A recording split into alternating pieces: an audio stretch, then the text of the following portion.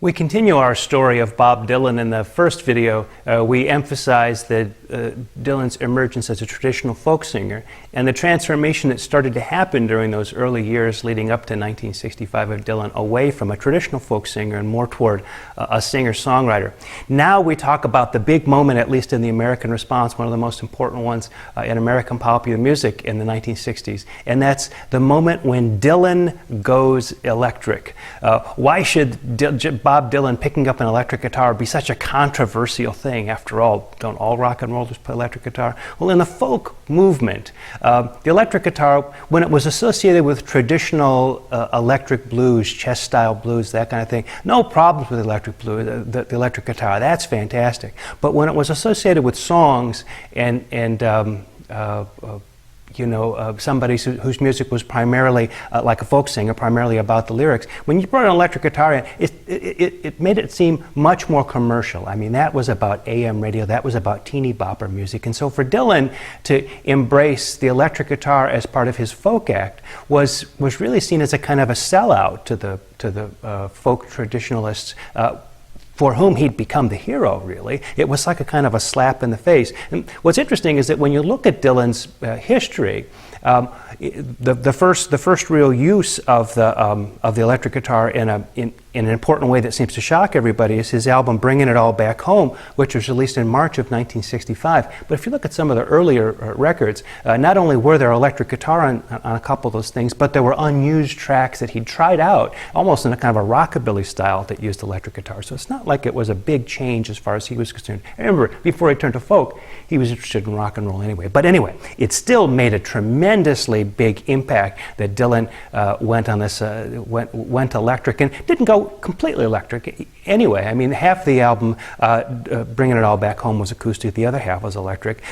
Featured on that album is a track called Subterranean Homesick Blues, which was released as a single and went to number 39 in the summer of 1965. So in many ways, that blending of electric guitar and folk music, or folk rock, American folk rock as we call it, this track, Subterranean Homesick Blues, is one of the first ones to chart in this style, making Dylan a real kind of groundbreaker. But the real trouble erupts when Dylan shows up at the Newport Folk Festival, the kind of big festival of the year for all the traditional folk musicians, and shows up with a band. And he was booed. I mean, there were people who were screaming at him. They felt that he had sold out. There are all kinds of stories about Pete Seeger being there. Most of them probably not incredibly accurate. One of them has Pete Seeger running around with his hands on his ears. Another story has him sitting in a car backstage with the windows rolled up so he couldn't hear it. Even one other more sort of dramatic story has him running around trying to pull the power out of the amplifier, the plugs out of the wall or whatever.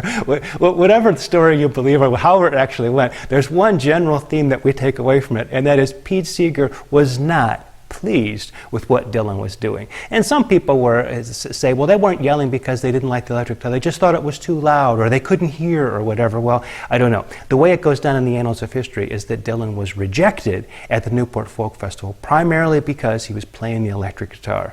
And this rejection caused him to become increasingly angry with the traditional folk establishment, and he basically sort of broke his connections with them. The big song that summer for him, a number 2 hit, released in about the same time as the Newport Folk Festival, was Like a Rolling Stone. Again, that being a big hit for him, and again, the second one for him on the charts in this new style.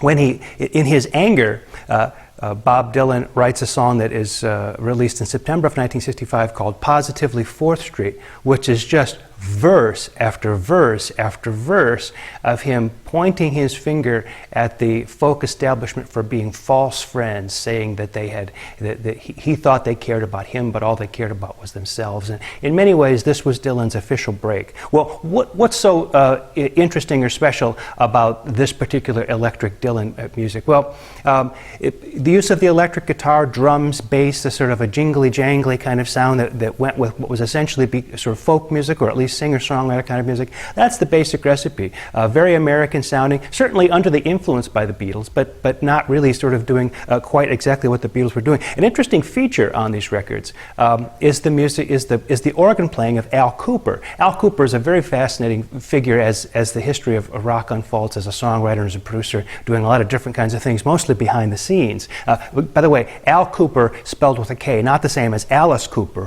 who we'll talk about in the 70s when we talk about theatrical rock and this kind of thing. Anyway, Al Kooper went to those Dylan sessions for Bringing It All Back Home, hoping that he would play guitar.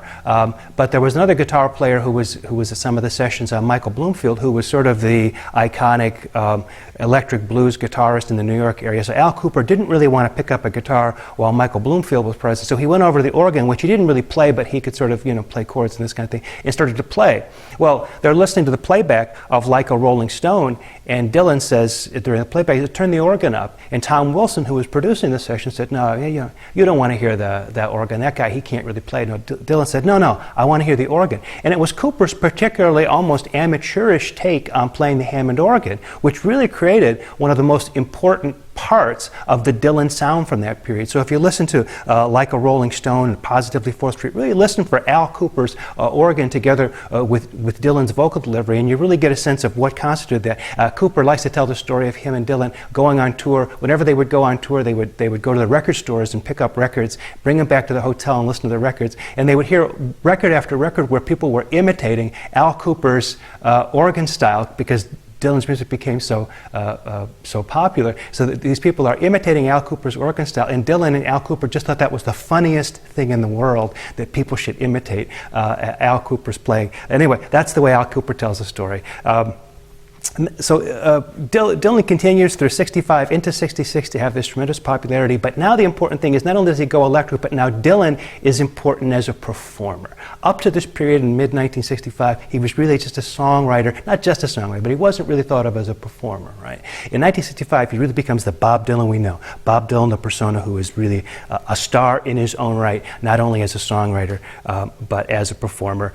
The albums that follow from that, Highway 61 Revisited from August of 65, Blonde on Blonde from the summer of 1966. But then Dylan has a motorcycle accident in upstate New York out by Woodstock. And it's really quite unclear what the extent of his injuries were or what happened. But whatever went on with Dylan, that accident and his recovery from the accident created a kind of withdrawal from the music business, and he's later talked about it as being on purpose. Maybe the world was spinning a little too fast for him. Things were sort of clouding his mind because of fame and fortune and all that came with it. So he, in a sense, withdrew for a while, and so it actually makes for a very nice sort of story for us to think about Dylan in this period between 64 and 66, because by the time Dylan reemerges into the late 1960s, things have changed quite a bit, and we're no longer thinking about American response. So if we think about Dylan as one of the central figures in our story of the American response in the 1960s, we now need to think about who were some of the others that were important, and to a certain extent, what role did Dylan's influence play on those people? And that's what we're going to turn to in the next video.